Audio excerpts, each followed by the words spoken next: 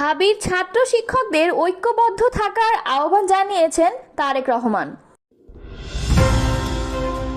সচিবালয়, এনবিআর কিংবা পোর্টেও বিপ্লব হবে বলে মনে করেন হান্নান মাসুদ।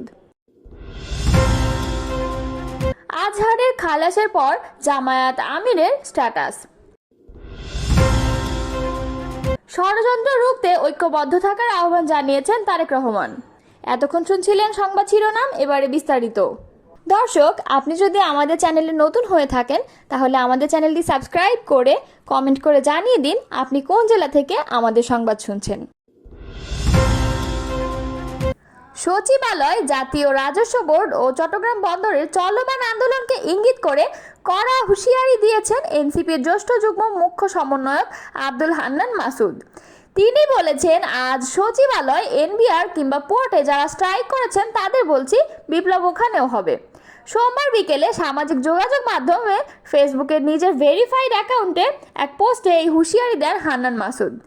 আন্দোলনকারীদের উদ্দেশ্যে তিনি আরও লিখেছেন, আপনারা দুর্নীতি আর লুটপাটের স্বাধীনতা চাচ্ছেন, কিন্তু 24 পরবর্তী সময়ে এটা আর পাবেন না। হাসিনার পুরো শাসন আমলের প্রতিটি গুম, খুন, দুর্নীতি, অর্থ পাচার সবকিছু সহযোগী আপনারা। ভাববেন না পার পেয়ে গেছেন। পুনশ্চ বলছি, পার পাওয়ার কোনো সুযোগ নেই।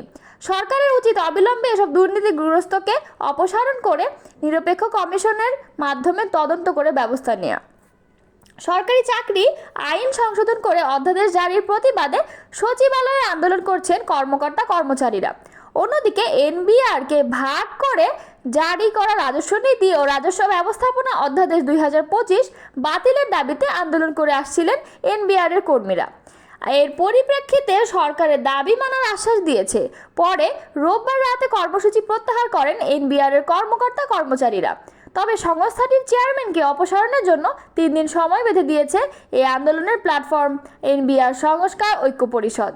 এদিকে চট্টগ্রাম বন্দরের নিউ মেরিন কন্টেইনার টার্মিনাল বিদেশিদের হাতে দেওয়ার সিদ্ধান্ত প্রতিবাদে আন্দোলন করেছে জাতীয়তাবাদী শ্রমিক দল। মানবতা বিরোধী অপরাধের মামলায় খালাস পেয়েছেন জামায়াত নেতা এটিএম আজহারুল ইসলাম। আন্তর্জাতিক অপরাধ ট্রাইব্যুনালের মৃত্যুদণ্ডের রায় বাতিল করে সর্বোচ্চ আদালতে রায় দেন। রায়ের পর ফেসবুকে স্ট্যাটাস দিয়েছেন বাংলাদেশ জামায়াত ইসলামের আমির ডক্টর শফিকুর রহমান। মঙ্গলবার 27 মে নিজের ভেরিফাইড ফেসবুক আইডিতে একটি পোস্ট করেন। পোস্টে জামায়াত আমির ডক্টর শফিকুর রহমান লেখেন, আলহামদুলিল্লাহ, সুমা আলহামদুলিল্লাহ। এর আগে মানবতা বিরোধী অপরাধের মামলায় জামায়াত নেতা এটিএম আজহারুল ইসলামকে মৃত্যুদণ্ড থেকে খালাস দিয়েছে আপিল বিভাগ। মঙ্গলবার প্রধান বিচারপতি ডক্টর সৈয়দ রেফাত আহমেদের নেতৃত্বে 7 বিচারপতির পূর্ণাঙ্গ আপিল বেঞ্চে রায় ঘোষণা করা হয়। উল্লেখ্য, বৃহস্পতিবার সকালে মানবতা বিরোধী অপরাধের মামলায় মৃত্যুদণ্ডাদেশের বিরুদ্ধে জামায়াতে ইসলামের নেতা এটিএম আজহারুল ইসলামের আপিলের উপর দ্বিতীয় দিনের শুনানি শুরু হয়। মঙ্গলবার 6 মে প্রথম দিনের শুনানি। 71-এ মুক্তিযুদ্ধ চলাকালে রংপুর অঞ্চলে বাড়িঘরে লুণ্ঠন ও অগ্নিসংযোগের মতো 9 ধরনের 6টি মানবতা বিরোধী অপরাধের অভিযোগ আনা হয়েছিল এটিএম আজহারের বিরুদ্ধে। 2014 সালের 30 ডিসেম্বর আন্তর্জাতিক অপরাধ ট্রাইব্যুনালের দেওয়া রায়ে 2 নম্বর, 3 নম্বর এবং 4 নম্বর অভিযোগে ফাঁসির দণ্ডাদেশ পান জামায়াতে ইসলামের তৎকালীন সহকারী সেক্রেটারি জেনারেল আজহারুল ইসলাম। এছাড়া 5 নম্বর অভিযোগে অপহরণ, নির্যাতন, ধর্ষণ সহ বিভিন্ন অমানবিক অপরাধের দায়ে 25 বছর ও 6 নম্বর অভিযোগে নির্যাতনের দায়ে 5 বছরের কারাদণ্ডাদেশ দেওয়া হয়।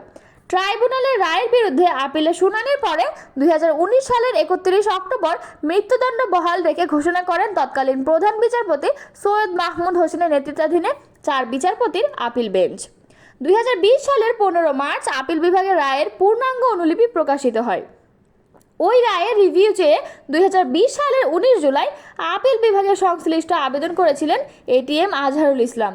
ওই পুনর্বিবেচনায় আবেদনের শুনানি শেষে 26 ফেব্রুয়ারি প্রধান বিচারপতি সৈয়দ রেফাত আহমেদের নেতৃত্বাধীন আপিল বিভাগ মানবতা বিরোধী অপরাধ মামলায় মৃত্যুদণ্ডের রায়ের বিরুদ্ধে এটিএম আজহারুল ইসলামকে আপিলের অনুমতি দেন। এরপর তিনি আপিল করেন।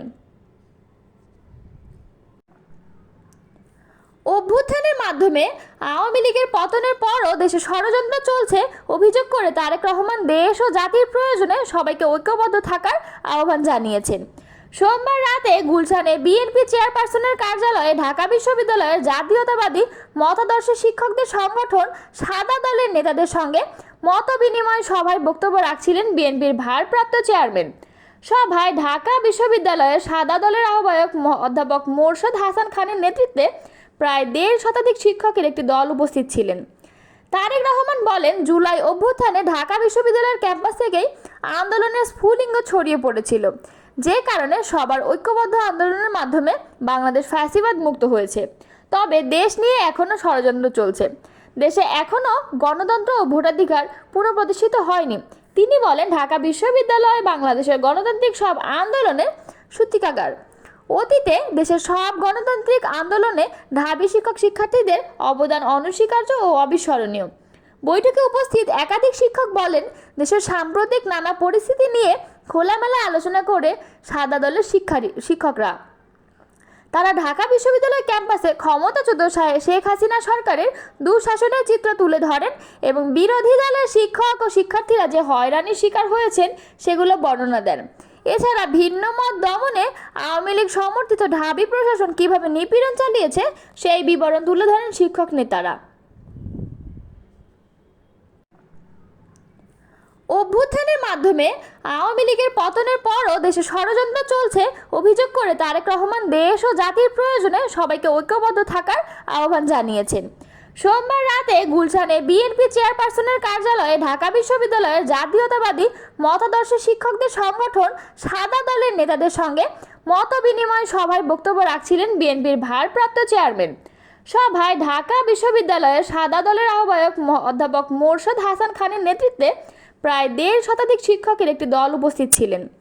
তারেক রহমান বলেন, জুলাই অভ্যুত্থানে ঢাকা বিশ্ববিদ্যালয়ের ক্যাম্পাস থেকেই আন্দোলনের স্ফুলিঙ্গ ছড়িয়ে পড়েছিল, যে কারণে সবার ঐক্যবদ্ধ আন্দোলনের মাধ্যমে বাংলাদেশ ফ্যাসিবাদ মুক্ত হয়েছে। তবে দেশ নিয়ে এখনও ষড়যন্ত্র চলছে। দেশে এখনও গণতন্ত্র ও ভোটাধিকার পুনঃপ্রতিষ্ঠিত হয়নি। তিনি বলেন, ঢাকা বিশ্ববিদ্যালয় বাংলাদেশের গণতান্ত্রিক সব আন্দোলনের সূতিকাগার। অতীতে দেশের সব গণতান্ত্রিক আন্দোলনে ঢাবি শিক্ষক শিক্ষার্থীদের অবদান অনস্বীকার্য ও অবিস্মরণীয়। বৈঠকে উপস্থিত একাধিক শিক্ষক বলেন, দেশের সাম্প্রতিক নানা পরিস্থিতি নিয়ে খোলামেলা আলোচনা করে সাদা দলের শিক্ষকরা তারা ঢাকা বিশ্ববিদ্যালয় ক্যাম্পাসে ক্ষমতাচ্যুত শেখ হাসিনা সরকারের দুঃশাসনের চিত্র তুলে ধরেন এবং বিরোধী দলের শিক্ষক ও শিক্ষার্থীরা যে হয়রানির শিকার হয়েছেন সেগুলো বর্ণনা দেন। এছাড়া ভিন্ন মত দমনে আওয়ামী লীগ সমর্থিত ঢাবি প্রশাসন কিভাবে নিপীড়ন চালিয়েছে সেই বিবরণ তুলে ধরেন শিক্ষক নেতারা।